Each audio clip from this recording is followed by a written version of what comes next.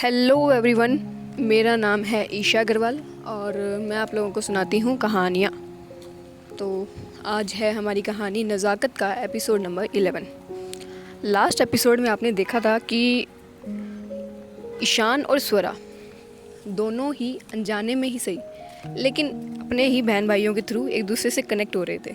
मतलब यहाँ स्वरा अनन्या की मदद कर रही थी और वहाँ ईशान वंश की मदद कर रहा था। अब उसके आगे अभी सीन को ख़त्म करते एक नया सीन लेके आते हैं। अगले दिन ऑफिस में आकाश और मायरा दोनों उसी कॉर्नर में मिलते हैं जहाँ पर ये दोनों कल मिले थे। अब एक काम करते हैं, इस कॉर्नर को है ना इन दोनों का ऑफिशियल वो एक अड्डा कहते हैं ना, एक स्पॉट बना देते हैं इन दोनों का, ठीक है। अब इसी कॉर्नर में ये दोनों मिलते हैं। आकाश सबसे पहले ही एकदम फ्रस्ट्रेटेड होते हुए, जैसे पता नहीं कितना कोई ज़रूरी काम छोड़ कर ही आया, और कहता है, तुम थोड़ी सी क्रैक हो क्या? क्यों बुलाया मुझे यहाँ? एक लॉ फर्म का सीईओ हूँ, कितने काम। आकाश इतना बोलता ही है, वो अपना गुस्सा जता रहा था। भाई एक सीईओ है सच में वो। माहिरा उसकी बात काटते हुए बोलती है, हाँ हाँ पता है, आप एक सीईओ हैं, एक लॉ फर्म के सीईओ हैं, ऊपर से एक बहुत बड़े लॉयर भी हैं, और पूरी दुनिया को आप ही चला रहे हैं। बस खुश, अब कर ले काम की बात। भाई देखो, माहिरा में इतने गट्स है कि अपने बॉस को ही ऐसे बोल रही है। अरे सब में इतने गट्स नहीं होते हैं। मतलब ये अब देख रहे हो, सीईओ का है एक आकाश सीईओ है और माहिरा उसी की ऐसे एम्प्लॉई है, फिर भी इन दोनों के बीच में कैसे बातें हो रही है। एक्चुअली में ये दोनों आपस में इतने कंफर्टेबल थे, इस तरह इन दोनों ने बिना किसी को कुछ कहे, बिना वर्डिंग के एक दूसरे को इतना बोलने के लिए अलाउ कर रखा था। इन दोनों को ऐसे बोलने की परमिशन की ज़रूरत नहीं थी। ये दोनों एक्चुअली में एक दूसरे के लिए अलाउड थे, किसी और के लिए, ये थर्ड पर्सन के लिए नहीं था, लेकिन ये दोनों कर सकते थे। मायरा की ऐसे बात सुन के आकाश तो फ्रस्ट्रेटेड होना ही था। मतलब सच में फ्रस्ट्रेटेड था या नहीं था ये तो आकाश बताएगा। वो बोलता है तुम, और वो बोलता उससे पहले ही मायरा आगे बोलती है, सर ये सब छोड़िए, आप मुझे ये बताइए कि आपने कुछ सोचा? आकाश थोड़ा कंफ्यूज होते हुए, अब देखो भाई इतनी इंसल्ट हुई है फिर भी भूल गया, बिल्कुल बंदा भूल गया है कि अभी अभी इस बंदी ने मेरी इंसल्ट की है। उसकी इतनी बात बोलते ही बोलता है, किस बारे में? वो पूछता भी किस बारे में? मायरा अपने सर के ऊपर हाथ रख, एक तो मायरा का ये बिल्कुल ऑफिशियल साइन ही बन गया कि सर के ऊपर हाथ रख के।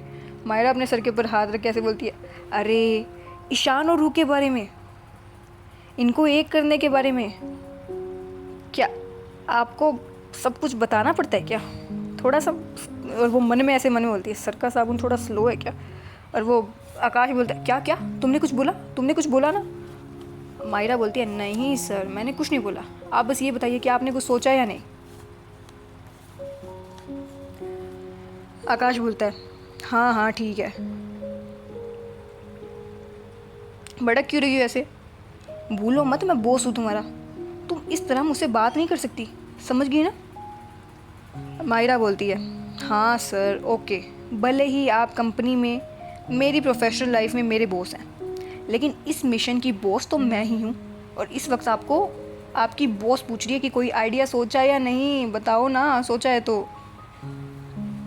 आकाश बोलता है, ओह अच्छा, अरे अरे एक मिनट, तुम मेरी बॉस हो?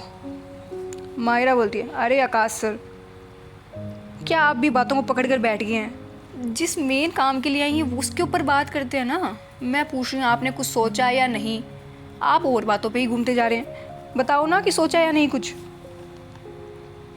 आकाश बोलता है, अच्छा हाँ बता रहा हूँ, शांति नहीं है तुम्हें भी? मतलब कितने कंफर्टेबल है आपस में, कितने कंफर्टेबल है, इनको भी नहीं पता कैसे बोल रहे हैं, जैसे हमेशा से बचपन से साथ में ही घूमते आए हैं। आकाश बोलता है, शांति नहीं है तुम्हें भी? और वो ऐसे एकदम ऐसे ड्रामेटिक, कोई ऐसे डायरेक्टर ऐसे पिक्चर के अंदर, मूवी के अंदर ऐसे हाथ करके हम नहीं दिखाते, वैसे मूवी के अंदर देख के और साइड में देखकर बोलता है, एक काम करते हैं, मिस तलवार के पीछे गुंडे लगा देते हैं, असली नहीं मतलब नकली वाले, और एक काम करेंगे कि ईशान को उसी समय किसी काम से या किसी बहाने से वहाँ ले जाएंगे। अब वो वहाँ जाएगा तो देखेगा मिस तलवार के साथ ये सब हो रहा है, तो वो फिर क्या, ईशान मिस तलवार को उन गुंडों से बचाएगा। और मिस तलवार कहेंगी, oh my God mister Malhotra, अगर आज आप यहाँ नहीं होते तो पता नहीं मेरे साथ क्या ही हो जाता, थैंक यू सो मच। और ये बोलकर मिस तलवार हो जाएंगी हमारे हीरो से इम्प्रेस।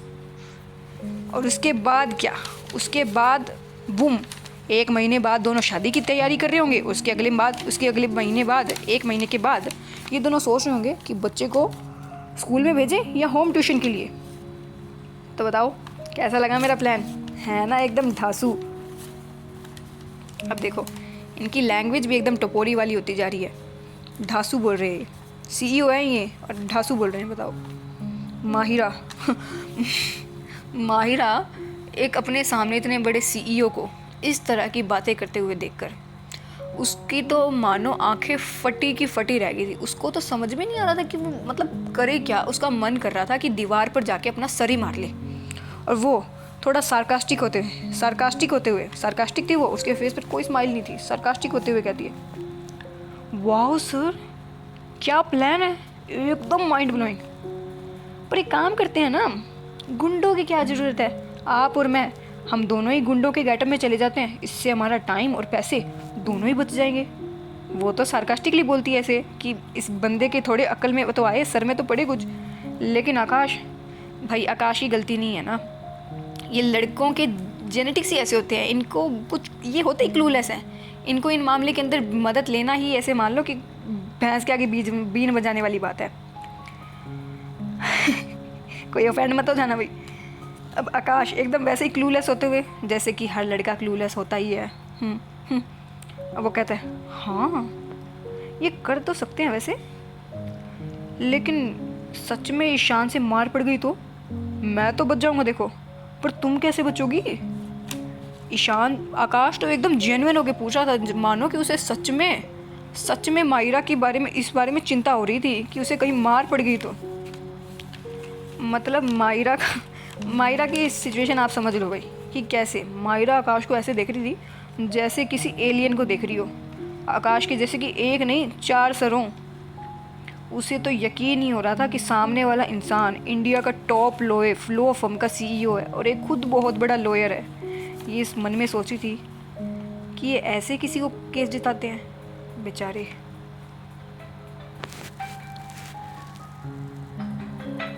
हाँ अब माहिरा जैसे उसका बस हो गया था। अब इस ड्रामे को वो और नहीं सह सकती थी। वैसे तो वो सबसे बड़ी नमूनी खुद थी, मतलब ड्रामेबाज खुद थी, लेकिन उससे भी बड़ा उसको हमेशा लगता था कि उससे बड़ा नमूना कोई नहीं हो सकता। लेकिन आज अपने सामने इस CEO इंसान को अपने से भी ज़्यादा नमूनापन यानी कि वो करते हुए देखकर उसको यकीन हो गया कि हाँ उससे भी बड़ा कोई है, उससे भी बड़ा टोपीबाज कोई तो है। और वो कहती है सीरियस होकर एकदम, हाँ नहीं गलती आपकी थोड़ी है, गलती तो मेरी है सर। मेरी ही मति भ्रष्ट हो गई थी जो मैंने आपकी मदद मांग ली। मतलब ऐसे उसकी टोन हो जाती है धीरे धीरे स्लो करके एकदम हाई हो जाती है। फिर आखिरी में आकाश उसका तो जैसे बिल्कुल छोटा सा मुंह हो गया हो, बिल्कुल जैसे किसी सामने पूरी क्लास के सामने किसी बच्चे को जैसे डांट मार दी हो वैसे आकाश। वो बोलता है थोड़ी धीरे से आवाज़ में, क्या मतलब है तुम्हारा? मायरा कहती है, नहीं मतलब कौन सी D ग्रेड मूवी देखी थी कल आपने? हैं? नहीं मुझे आज तो मुझे बता ही दो कि कौन सी D ग्रेड मूवी देखी थी आपने। आकाश जैसे ऑफेंड हो गया हो, देखो कुछ भी मत बोलो ठीक है ना, D ग्रेड मूवी नहीं थी वो, बहुत अच्छी रेटिंग थी उसकी। और नाम पता है तुम्हें क्या? बहुत ही अच्छा, हम तुम साथ साथ हमेशा हमेशा। मायरा ऐसे बोलती है, हैं क्या फिर से बताना क्या नाम था मूवी का? आकाश, हम तुम साथ साथ हमेशा हमेशा। माहिरा जो अपने सामने इस हो रहे एंटरटेनमेंट की वजह से बहुत ज़्यादा फ्रस्ट्रेटेड थी। अब आकाश की ऐसी बातें सुनकर उससे अपनी हंसी ही नहीं रुकती, वो रोक ही नहीं पाती। मतलब होता है ना कि कई बार गुस्से में भी इंसान होता है, फुल गुस्से में होता है, उसका मन करता है कि वो नहीं हंसे, कुछ नहीं करेगा, गुस्सा ही गुस्सा करेगा, लेकिन सामने वाला कोई ऐसी बात कर देता है कि गुस्से में इतनी जोर की हमारी हंसी निकल जाती है। माहिरा के साथ भी वैसा ही था, उसकी इतनी ज़ोर से हंसी निकल जाती है आकाश की बात से कि वो ज़ोर से हंसने लग जाती है। और आकाश इस तरह माहिरा को हंसता हुआ देखकर उसमें जैसे खो ही जाता है। जैसे खो ही जाता है वो। लेकिन उसके लिए जैसे कि आज पूरी दुनिया एक तरफ और एक तरफ माहिरा हंसती हुई। इस हंसी के लिए तो वो कुछ भी कर सकता था। एक तरफ उसके दिल की धड़कन जो अपने आप ही बढ़ती जा रही थी, इस तरह माहिरा को उसकी वजह से खिलखिलाता हुआ हंसता हुआ देखकर। और वो एक बात रियलाइज़ आज ज़रूर कर लेता है अपने सामने इस सीन को होते हुए देखकर अपनी आंखों से। आज वो एक बात तो ज़रूर रियलाइज़ करता है कि उसके सामने खड़ी ये लड़की, इसकी हंसी के लिए वो कुछ भी कर सकता था। आज किसी और को रियलाइज़ हो या ना हो, लेकिन आकाश को पक्का रियलाइज़ हो जाता है। अभी प्यार था या नहीं था ये तो उसे नहीं पता था। अभी किसी के लिए भी प्यार, एकदम वर्ड बोल देना प्यार, ये हर कोई ऐसा नहीं कर सकता ना। हर किसी के लिए आसानी से बोल देना कि मैं तुमसे प्यार करता हूँ, ये आसान नहीं होता। प्यार एक काफ़ी हैवी ड्यूटी वर्ड है। ये प्यार का तो आकाश को नहीं पता था, लेकिन उसे ये पता चल गया था कि इसके सामने वाली लड़की उसके लिए कुछ तो स्पेशल है, उसके लिए कुछ मायने रखती है। कहती है ना, मेरी वाली सबसे अलग है। वैसे ही आकाश के लिए आज उसकी वाली उसके सामने थी, और ये लड़की जो उसके सामने खड़ी थी, उसके लिए तो अब आकाश कुछ भी कर सकता था। ये बात तो शायद अब आकाश को रियलाइज़ हो गई थी। अब माहिरा जैसे इतनी ज़ोर ज़ोर से हंसने की वजह से उसके आंसू ही ऐसे मतलब आने लग जाते हैं। माहिरा पूछती है अपनी हंसी रोकते हुए कि मतलब एक बात बताइए सर कि आपकी इस मूवी के अंदर सब कुछ डबल डबल क्यों है? मतलब हम तुम साथ साथ और हमेशा हमेशा। तो आकाश अपनी उसी नॉन चैलेंट आवाज़ में, अरे इसके अंदर क्यों? क्योंकि इसके अंदर जुड़वा थे ना सभी। हाँ, ये जुड़वा इसके ऊपर है, ये इसी वजह से नाम भी इसका जुड़वा है। और ये बात सुनकर तो माहिरा और भी ज़्यादा हंसने लग जाती है।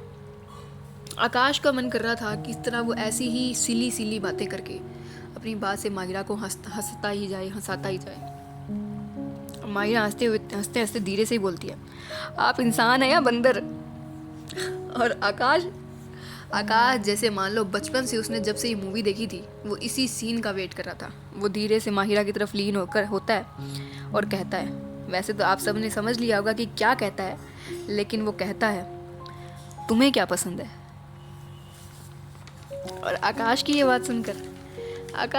बात सुनकर तब माहिरा 1 मिनट का पोज लेने लग जाती है। मतलब पोज लेती है, लेना ही पड़ता है उसे, इतना सब कुछ कैसे हैंडल करेगी वो। और वो एक बार आकाश को ऊपर से नीचे तक देखती है। पहले आकाश नोटिस कर रहा था, अब माहिरा आकाश को नोटिस करती है। उसके सामने ये खड़ा हुआ हैंडसम डूड उसकी तरफ काफ़ी बहुत ज़्यादा फीलिंग्स भरी नज़रों से देख रहा था।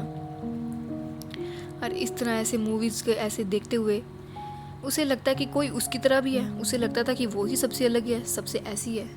लेकिन आज पहली बार उसके साथ वाइब से वाइब कोई मिला रहा था। ये माहिरा को थोड़ी अलग लग रही थी और उसकी धड़कन यहाँ बढ़ जाती है।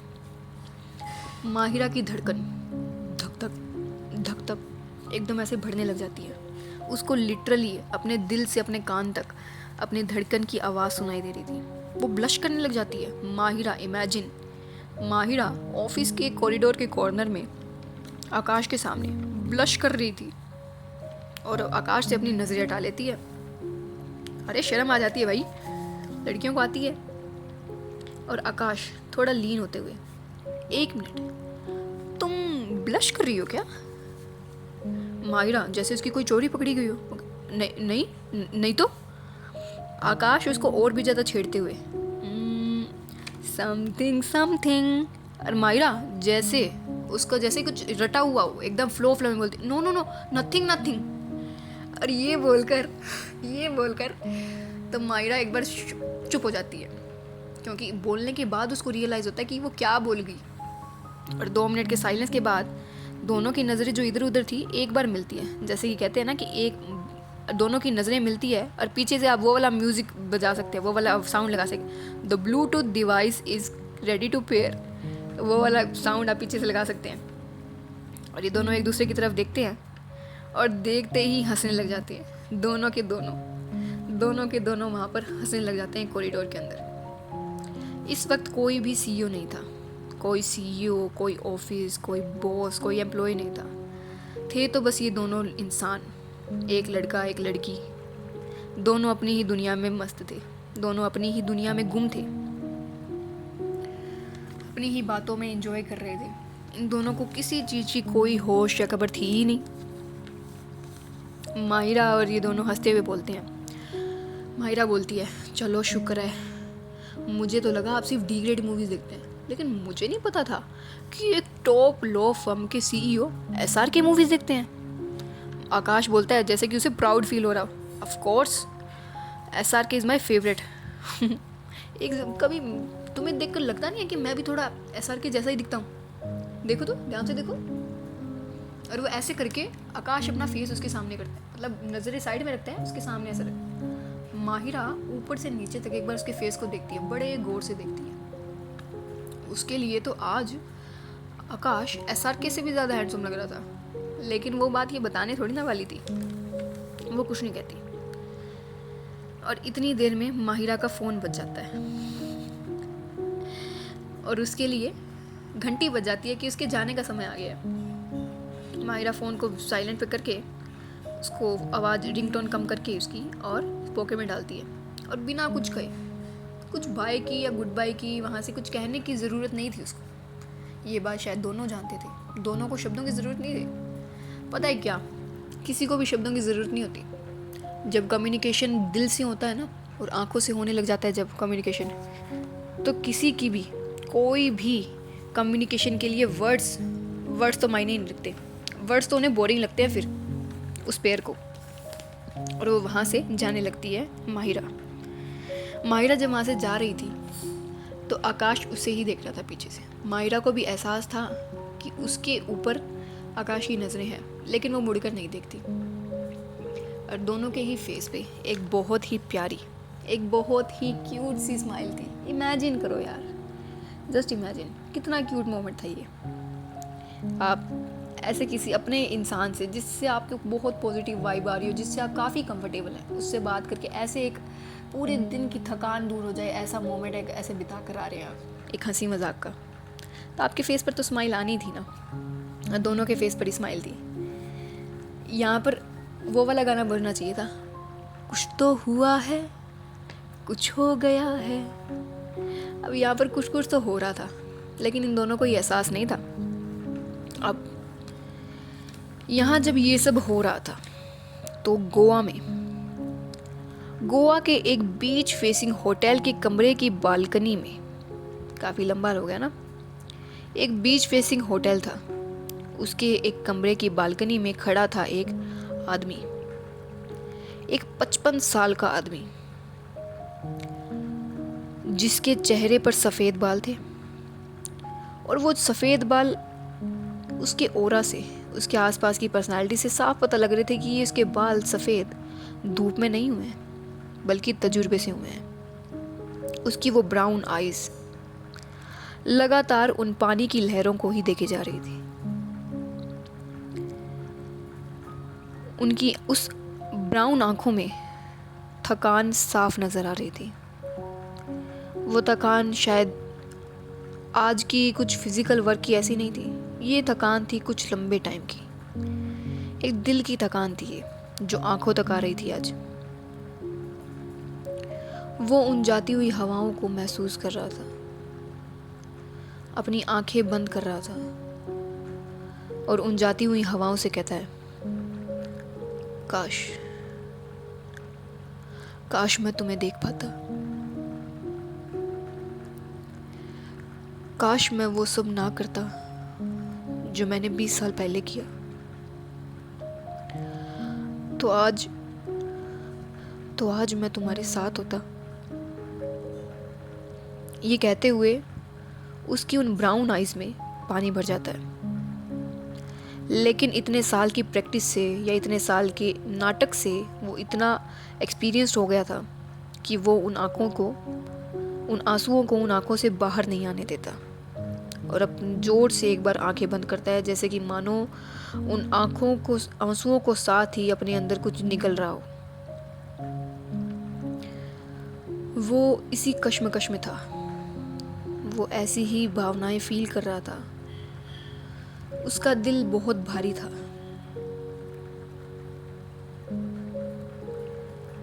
5 मिनट बाद एक आवाज़ उसे अपनी आंखें खोलने पर मजबूर कर देती है। एक आवाज़, वो आवाज़ थी उसके फ़ोन की, उसके सेल फ़ोन की। वो धीरे से अपनी आंखें खोलता है, अपने सेल फ़ोन को अपनी पॉकेट से निकालता है और एक बार कॉलर आईडी की तरफ देखता है। उस पर एक प्राइवेट नंबर शो हो रहा था। वो एक बार तो अपनी आंखें सिकोड़ता है, लेकिन कुछ समझकर वो कॉल रिसीव करता है, लेकिन वो कुछ बोलता नहीं है। सामने वाला इंसान भी कुछ नहीं बोलता, लेकिन ये खामोशी का शोर वो साफ समझ रहा था। ये खामोशी के शोर से शायद वो पहले से जानता था, अनजान नहीं था वो इस खामोशी से। अब 1 मिनट के साइलेंस को तोड़ते हुए एक सामने से एक आवाज़ आती है। एक गहरी आवाज़ आती है और वो अपनी ठंडी आवाज़ में कहता है, और थोड़ा मजाक करते हुए या मजाक उड़ाते हुए कहता है, कैसे हो सिंघानिया? सुना है तुम वापस इंडिया आ गए हो। वेलकम बैक यार। उम्मीद है तुम्हारी फ्लाइट अच्छी रही होगी।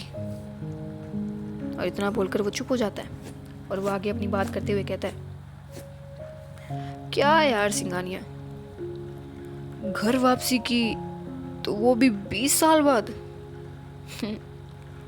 घर की याद नहीं आई तुझे? हाँ?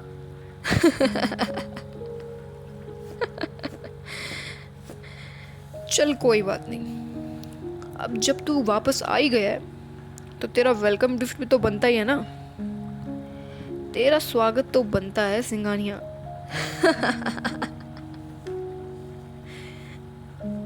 Welcome back. और ये कहकर वो सामने वाला इंसान कॉल कट कर देता है।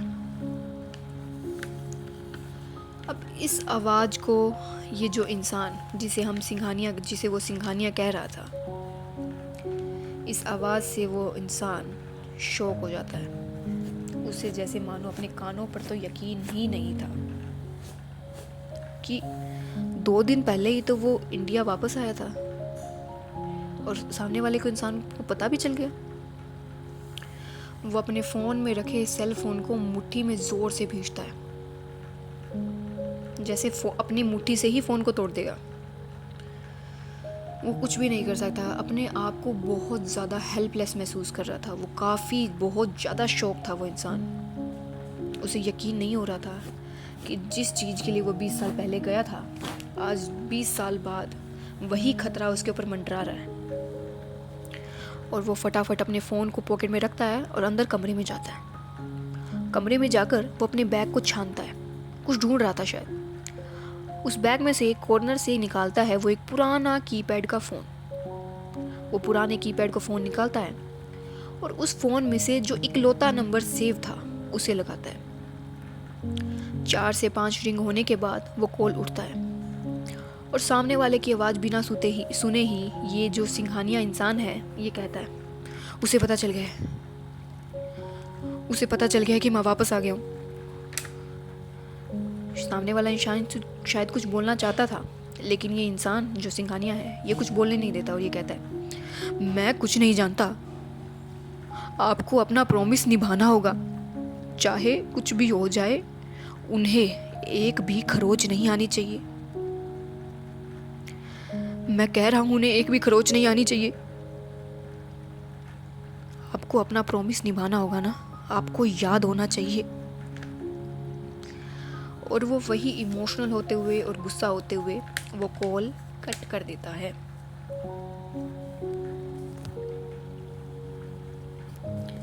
ये कॉल कट होने के बाद की जो शांति थी, ये बहुत से बड़े ढोल नगाड़ों के शोर से भी ज़्यादा तेज़ की शांति थी। वो इंसान कौन था? उसे किसका कॉल आया था? किसका फ़ोन आया था? और ऐसी ये बात सुनकर वो ऐसा शौक क्यों हो गया था? और ये बात सुनने के बाद उसने किसको कॉल किया था? और कौन से प्रॉमिस की बात हो रही है? और ये क्या चक्कर है 20 साल का? भी तो हमें कुछ नहीं पता। लेकिन ये मिस्ट्री और भी ज़्यादा मिस्टीरियस होती जा रही है। यहाँ दिल्ली के एक बड़े से मेंशन में, एक बहुत ही लग्जरियस मेंशन में, लिविंग रूम के काउच पर बैठा था एक आदमी, एक 52 साल का आदमी। उसके एक हाथ में तो थी सिगरेट और दूसरे हाथ में था उसका सेल फोन, जिससे उसने शायद अभी अभी किसी से बात की थी। सिगरेट लेते हुए साथ में वो अपने फ़ोन को कान से हटाता है। शायद जो हंसी अभी उसके चेहरे पर थी वो न जाने अब ऐसी हटती है जैसे कभी थी ही नहीं, जैसे कभी एग्जिस्ट ही नहीं की हो। वो फ़ोन को टड़क की आवाज़ के साथ उस टेबल पर रख देता है या फेंक देता है और अपनी आंखें बंद कर कुछ सोचने लगता है और साथ में सिगरेट के पीने लगता है। वो गहरी सोच में था। उसके आसपास के लोग हाथ पीछे बांध कर सब खड़े थे। शायद वो उनका बॉस था। अब इस सन्नाटे को तोड़ते हुए एक आदमी अपने जल्दी जल्दी के कदमों से उसकी तरफ आता है। उसके कदमों में रफ्तार बहुत तेज थी और वो जल्दी जल्दी से हाँफते हुए कहता है, बॉस खबर पकी है, उस मीरा अग्रवाल का पोता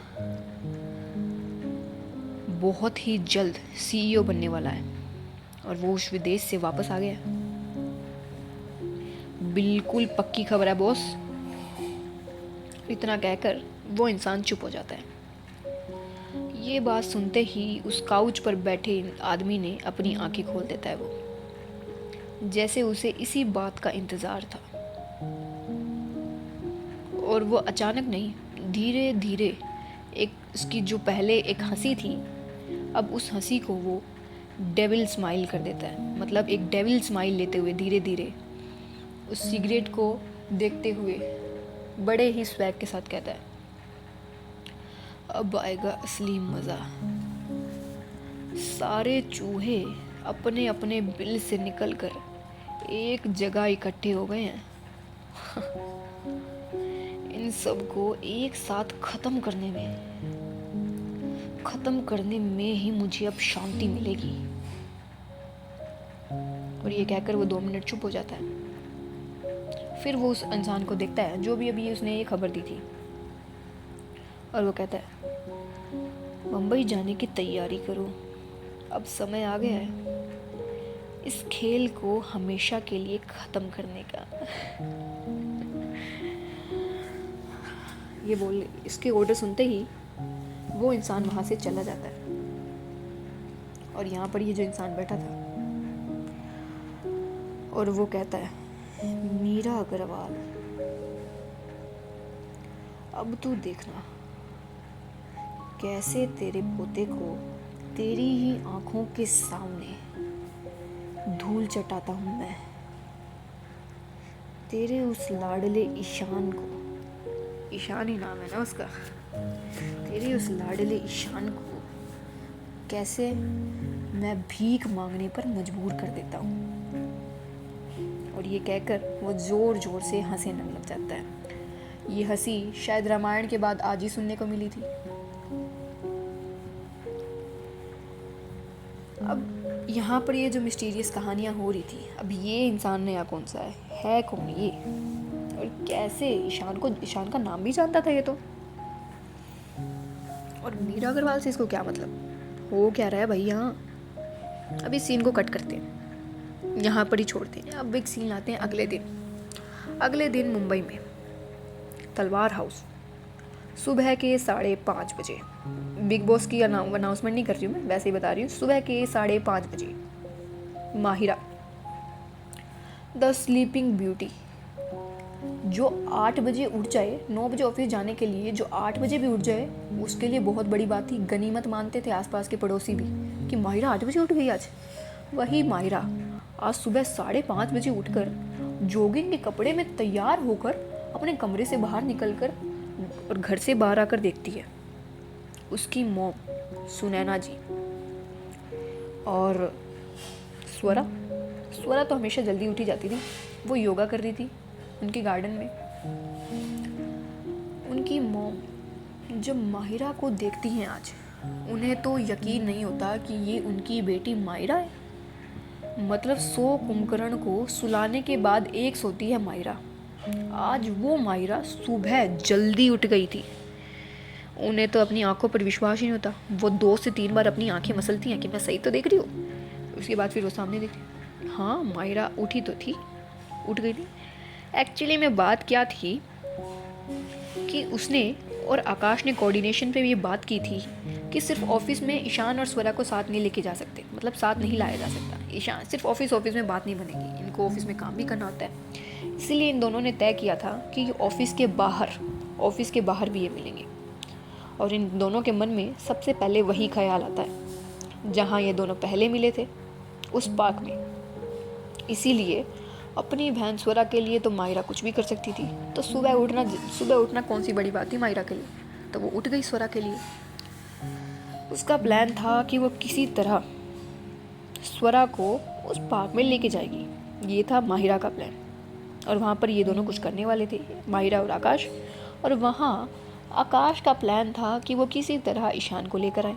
आकाश के लिए शायद ये बड़ी बात नहीं थी, क्योंकि ईशान और आकाश दोनों ही फिटनेस फ्रीक थे भाई। दोनों ही अपनी एक्सरसाइज करते थे, बॉडी का ख्याल रखते थे। तो अब आगे जाके ये दोनों करते क्या हैं, कैसे मिलती हैं और क्या क्या करेंगे, अब आपको पता चलेगा कि अब होती है असली कहानी स्टार्ट। ये जो पहले के आपने सुने ना 10 एपिसोड्स, ये 10-11 एपिसोड्स, ये तो बिल्डअप था पूरी स्टोरी का।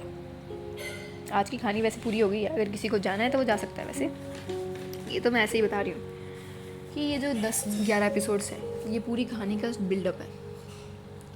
अब असल में एक्चुअल की जो कहानी है वो शुरू होने वाली है। धीरे धीरे करके असली कहानी तब शुरू हो रही है। यहाँ पर बहुत सारे ट्विस्ट आएंगे, बहुत सारे मज़े आएंगे। एक्चुअली में कॉमेडी होगी। मुझे क्या पता है, मुझे हमेशा से कॉमेडी वाली चीज़ें ज़्यादा अच्छी लगती थी। इसीलिए मुझे लगा कि जिस चीज़ में कॉमेडी नहीं हो वो मेरी स्टोरी नहीं हो सकती, तो कॉमेडी तो होगी। और बाकी आपको स्टोरी कैसी लग रही है तो प्लीज़ बताना। कोई दिक्कत परेशानी, कोई दुख दर्द पीड़ा और खुशी भी अगर हो तो बता देना, मतलब कुछ भी हो तो बता देना यार। और मैं वैसे तो एक्टिव रहती हूँ अपने अकाउंट पर, कुछ कहना हो तो बता देना, ठीक है। अपना फीडबैक भी दे देना, लाइक भी कर देना, शेयर भी कर देना, और क्या बोलते हैं आखिरी में, और जो भी करना है कर देना। बाय, टाटा।